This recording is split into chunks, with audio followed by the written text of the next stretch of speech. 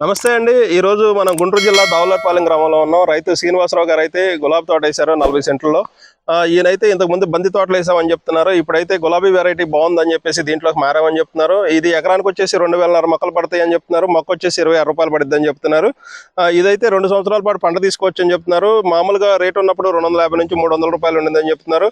ఇప్పుడైతే 100 రూపాయలు ఉందని చెప్తున్నారు. 100 రూపాయలు ఉన్నా కూడా రోజు మొక్క ఆదాయం తీసుకుంటాం కాబట్టి రైతుకి మంచి ఆదాయం వచ్చిందని చెప్తున్నారు. ఎకరానికి వచ్చేసి 40 నుంచి 50 కేజీలు డైలీ తీసుకోవచ్చు అని చెప్తున్నారు. 50 కేజీలు తీసుకున్నా కూడా రోజుకి కేజీ 100 రూపాయలు ఉన్నా కూడా రోజుకి 5,000 రూపాయల ఆదాయం వస్తుందని చెప్తున్నారు.